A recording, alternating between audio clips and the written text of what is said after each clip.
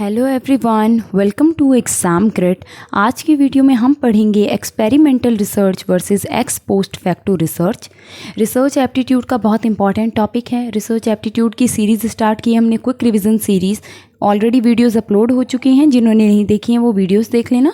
तो चलो आज की वीडियो में डिस्कस करते हैं हम सबसे पहले कि एक्सपेरिमेंटल रिसर्च क्या होता है आपका। तो एक्सपेरिमेंटल रिसर्च स्टार्ट करने से पहले मैंने वेरिएबल्स पे वीडियो बनाई है, उसे चेक कर लेना, उसके बाद ये वीडियो आप देखना, ठीक है। तो एक्सपेरिमेंटल रिसर्च में हम कॉज के बेस पे देखते हैं क्या इफेक्ट हुआ है। तो मैंने बताया था आपको, कॉज हम बोलते हैं इंडिपेंडेंट वेरिएबल को, ठीक है, जिसमें हम चेंजेस करते हैं और उसका इम्पैक्ट हम देखते हैं डिपेंडेंट वेरिएबल पे कि क्या असर आपका हुआ है डिपेंडेंट वेरिएबल पे। इस रिसर्च में हम एक्सपेरिमेंटल रिसर्च में the researcher measure the impacts of changes in independent variable on the dependent variable. तो मैंने बताया था कि एक्सपेरिमेंटल रिसर्च में दो वेरिएबल होते हैं आपके, इंडिपेंडेंट वेरिएबल और डिपेंडेंट वेरिएबल। इनके बीच में हम कॉज एंड इफेक्ट रिलेशनशिप देखते हैं। कॉज बोलते हैं हम इंडिपेंडेंट वेरिएबल को और डिपेंडेंट वेरिएबल को बोलते हैं हम इफेक्ट, ठीक है। तो उनका हम आपस में रिलेशन देखते हैं। ये आपका प्रोस्पेक्टिव होता है नेचर में, यानी कि फ्यूचर रिलेटेड होता है ये रिसर्च।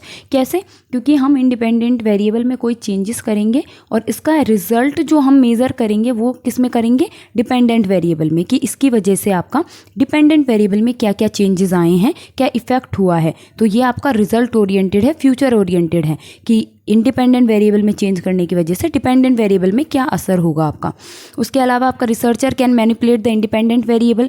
तो एक्सपेरिमेंटल रिसर्च में जो रिसर्चर होता है उसको ऑलरेडी पता होता है हमारा इंडिपेंडेंट वेरिएबल क्या है, उसको मान के चलता है, तो उसको वो मैनिपुलेट कर सकता है, उसको चेंज कर सकता है अपने अकॉर्डिंग, और उसका इम्पैक्ट वो चेक करता है आपका डिपेंडेंट वेरिएबल पे। तो यहाँ पे वो उसे चेंज कर सकता है इंडिपेंडेंट वेरिएबल को। ये रिसर्च आपकी साइंटिफिक एक्सपेरिमेंट्स में यूज़ होती है, क्योंकि बेसिकली हम साइंटिफिक एक्सपेरिमेंट में ही cause and effect relationship establish करते हैं between independent variable and dependent variable, ठीक है। उसके अलावा आपका हम इंडिपेंडेंट वेरिएबल में कोई चेंज करेंगे, उसका असर देखेंगे हम डिपेंडेंट वेरिएबल पे। तो साइंटिफिक एक्सपेरिमेंट में हम ये करते हैं। इसके अलावा researcher uses the principle of randomisation. Randomisation क्या होता है कि आपके जो चांसेस हैं सेलेक्टिंग पार्टिसिपेंट्स और ग्रुप इन अ स्टडी, जो भी आप एक्सपेरिमेंट कर रहे हो उसमें आप कौन कौन से पार्टिसिपेंट लोगे या ग्रुप लोगे, यानी कि आप कौन कौन से वेरिएबल वगैरह उसमें स्टडी करने वाले हो, वो आपका रैंडमाइजेशन होता है। उनको सेलेक्ट करने के चांसेस इक्वल होते हैं, वहाँ पे बायसनेस नहीं होती है, ठीक है। ये क्यों रैंडमाइजेशन प्रिंसिपल यहाँ पे यूज़ होता है? क्योंकि रिसर्चर के पास पूरा कंट्रोल होता है वेरिएबल्स को। कैसे? कि वो इंडिपेंडेंट वेरिएबल को चेंज कर सकता है अपने अकॉर्डिंग। साथ ही साथ जो एक्सटर्नस वेरिएबल होते हैं, मैंने बताया था ना, इंडिपेंडेंट वेरिएबल के अलावा जो वेरिएबल होते हैं जो डिपेंडेंट वेरिएबल को इम्पैक्ट कर सकते हैं, उनको हमें कंट्रोल करके रखना है, ताकि हम इंडिपेंडेंट वेरिएबल और डिपेंडेंट वेरिएबल के बीच में अच्छे से रिलेशनशिप इस्टेब्लिश कर सके। तो यहाँ पे रिसर्चर के पास पूरा कंट्रोल होता है कि वो इंडिपेंडेंट वेरिएबल को चेंज करे और आपके एक्सटर्नस जो वेरिएबल होते हैं उनको कंट्रोल करता है और उसका इंडिपेंडेंट वेरिएबल और डिपेंडेंट वेरिएबल के बीच में अच्छे से रिलेशनशिप इस्टेब्लिश करता है। इसलिए यहाँ पे आपका principle of randomisation researcher use करता है। यहाँ पे कोई बायसनेस नहीं होती है, सारी चीज़ें एक प्रॉपर वे में चलती हैं। एग्जाम्पल है इसका, effect of smoking on health of a patient. तो एक्सपेरिमेंटल रिसर्च में हम देख रहे हैं कि स्मोक करने से किसी पेशेंट की हेल्थ में क्या इम्पैक्ट पड़ता है। तो यहाँ पे स्मोकिंग हो गया आपका इंडिपेंडेंट वेरिएबल, क्योंकि इसमें हम कोई चेंज करेंगे और इसका असर हम किस पे देख रहे हैं, पेशेंट की हेल्थ पे। तो पेशेंट की जो हेल्थ है वो हो गया आपका डिपेंडेंट वेरिएबल। तो हम इंडिपेंडेंट वेरिएबल का चेक कर रहे हैं seen health of a patient. तो यहाँ पे हम एक cause and effect relationship establish कर रहे हैं। ये है आपका एक्सपेरिमेंटल रिसर्च। अब देखते हैं एक्स पोस्ट फैक्टो रिसर्च क्या होता है। यहाँ पे थोड़ा सा आपका उल्टा होता है। यहाँ पे हमारे पास इफेक्ट होता है, इफेक्ट के बेस पे हम कॉज को फाइंड आउट करते हैं कि कोई चीज़ इफेक्ट है जो डिपेंडेंट वेरिएबल है, कोई चीज़ हो चुकी है, उसके क्या कारण थे, हमें यहाँ पे ये पता लगाना है, ठीक है।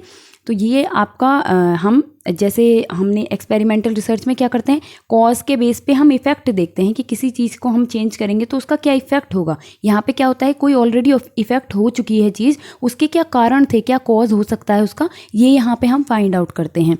इसको हम आफ्टर द फैक्ट रिसर्च भी बोलते हैं। एक्स पोस्ट फैक्टो का मतलब होता है after the fact. After the fact क्यों? क्योंकि यहाँ पे researcher tries to find out the possible causes behind an event और effect that is already occurred. क्योंकि मैंने बताया कि हमारे यहाँ पे कोई चीज़ ऑलरेडी हो चुकी है, उसके क्या कारण रहे होंगे, तो हम क्या कर रहे हैं, किसी चीज़ के कॉज ढूंढ रहे हैं, हम पीछे जा रहे हैं हम, ठीक है, जो चीज़ हो चुकी है ऑलरेडी उसके बारे में हम पता कर रहे हैं, क्योंकि कारण तो ऑलरेडी हो चुके होंगे ना, तभी कोई चीज़ इफेक्ट हुई है। तो इफेक्ट के बेस पे हम कॉजेज़ को फाइंड आउट करते हैं यहाँ पे। ठीक है, तो हमें यहाँ पे इफेक्ट पता होता है, कोई चीज़ हो चुकी है, उसके क्या कारण थे होने के, हम यहाँ पे वो चेक करते हैं, वो फाइंड करते हैं इस रिसर्च की हेल्प से। इस रिसर्च को हम कॉजल कंपैरेटिव रिसर्च भी बोलते हैं। ठीक है, ये क्वेश्चन आपका इंपॉर्टेंट है। उसके अलावा ये रेट्रोस्पेक्टिव होता है नेचर में। रेट्रोस्पेक्टिव मतलब पास्ट रिलेटेड, कि ऑलरेडी कोई चीज़ हो चुकी है। ठीक है, मैंने बताया ना, इफेक्ट कोई चीज़ हो चुकी है, उसके क्या कारण होंगे वो पता करेंगे हम। तो यहाँ पे पास्ट रिलेटेड होता है। जहाँ पे अगर हम एक्सपेरिमेंटल रिसर्च देखते हैं तो वहाँ पे क्या होता है, प्रोस्पेक्टिव, कि कोई चीज़ अभी है, इसके क्या फ्यूचर में इम्पैक्ट हो सकते हैं, वो आपका एक्सपेरिमेंटल रिसर्च। पर ये रेट्रोस्पेक्टिव होता है कि कोई ऑलरेडी चीज़ हो चुकी है, उसके एक्चुअल कॉज क्या थे, कारण क्या थे होने के, तो ये आपका रेट्रोस्पेक्टिव होता है नेचर में। इसी के साथ रिसर्चर यहाँ पे मैनिपुलेट नहीं कर सकता इंडिपेंडेंट वेरिएबल को, क्योंकि जो इवेंट है वो तो ऑलरेडी हो चुका है। अभी देखो, जैसे हमने एक्सपेरिमेंटल रिसर्च में मैंने बताया था कि इंडिपेंडेंट वेरिएबल को मैनिपुलेट कर सकता है रिसर्चर, क्योंकि वहाँ पे वो इंडिपेंडेंट वेरिएबल को पहले लेके चलता है, उसके इम्पैक्ट देखता है डिपेंडेंट वेरिएबल पे। पर यहाँ पे क्या है, हमारे पास ऑलरेडी इफेक्ट गिवन है, मतलब जो बाद वाली चीज़ है वो ऑलरेडी यहाँ पे हो चुकी है, और हमें फाइंड करना है कि इंडिपेंडेंट वेरिएबल क्या है, इसका एक्चुअल कॉज क्या है। जब हमें कॉज ही नहीं पता कि इसका कॉज है क्या, तो हम उसे मैनिपुलेट कैसे कर देंगे। ठीक है, तो मैनिपुलेट यहाँ पे नहीं कर सकता है इंडिपेंडेंट वेरिएबल को रिसर्चर, क्योंकि यहाँ पे आपका कॉज अननोन होता है। जब अननोन है तो आप उसको चेंज नहीं कर सकते हो, मैनिपुलेट नहीं कर सकते हो। ठीक है, उसके अलावा आपका ये जो रिसर्च है वो बिहेवियरल साइंस में ज़्यादा यूज़ होती है। जैसे एक्सपेरिमेंटल रिसर्च हमारी साइंटिफिक में ज़्यादा यूज़ होती है, एक्सपेरिमेंट में। ये आपके ह्यूमन बिहेवियर वगैरह, सोशल साइंसेज वगैरह, इन फील्ड में ज़्यादा यूज़ होता है आपका एक्स पोस्ट फैक्टो रिसर्च का। ठीक है, उसके ऑपोजिट चल रहा है आपका एक्सपेरिमेंटल। ठीक है, फिर इसका नेक्स्ट इंपॉर्टेंट है कि रिसर्चर कैन नॉट यूज़, यहाँ पे यूज़ आएगा, can not use the principle of randomisation. Randomisation मतलब यहाँ पे इक्वल चांसेस नहीं होते हैं सेलेक्ट होने के पार्टिसिपेंट के। क्यों? क्योंकि यहाँ पे रिसर्चर का कंट्रोल है ही नहीं इनके ऊपर, वेरिएबल्स के ऊपर कंट्रोल क्यों नहीं है? क्योंकि यहाँ पे हमें एक्चुअल में इंडिपेंडेंट वेरिएबल क्या है, एक्सटर्नस वेरिएबल क्या है, ये हमें पहले से पता ही नहीं है। इनको ही तो हम एक्चुअल में फाइंड आउट कर रहे हैं यहाँ पे। और जब ये अननोन है आपके, तो ये कैसे यहाँ पे आप रैंडमाइजेशन कर सकते हो? तो यहाँ पे अननोन होता है ये चीज़ें, और यहाँ पे बायसनेस के ज़्यादा चांसेस होते हैं कि एक्चुअल में कोज क्या है, यहाँ पे कन्फ्यूज़ हो जाता है रिसर्चर कि इंडिपेंडेंट वेरिएबल एक्चुअल कोज है या एक्सटर्नस वेरिएबल एक्चुअल कोज है। तो यहाँ पे बायसनेस होने के ज़्यादा चांसेस होते हैं। ठीक है, इसका एग्जांपल है एक्स पोस्ट फैक्टो का, causes of cancer in a patient. वहाँ पे था आपका कि स्मोक से क्या पेशेंट के हेल्थ पे फ़र्क पड़ता है। यहाँ पे है कि कैंसर के क्या कॉजेज़ हैं पेशेंट में। पेशेंट को कैंसर हो गया, अब वो डायग्नोस कराने जाएगा डॉक्टर के पास, तो वो ये देखेगा कि क्या रीज़न थे, किस वजह से उसे कैंसर हुआ है। क्योंकि कैंसर ऑलरेडी हो चुका है, ये इफ़ेक्ट है आपका जो ऑलरेडी हो चुका है, हम इसके कॉज फाइंड आउट कर रहे हैं। तो हमें कॉज नहीं पता। कॉज कई हो सकते हैं, स्मोकिंग हो सकता है, हेरिडिटरी प्रॉब्लम हो सकती है, ठीक है, आपके कोई अदर रीज़न हो सकते हैं, कैंसर होने के बहुत सारे रीज़न होते हैं। तो यही हमें इसमें ढूंढना है कि क्या रीज़न था, क्या कॉज था। क्योंकि कैंसर ऑलरेडी हो चुका है, उसके बेस पे हम पीछे के कॉजेज़ यहाँ पे फाइंड आउट करते हैं। तो ये होता है आपका एक्स पोस्ट फैक्टो।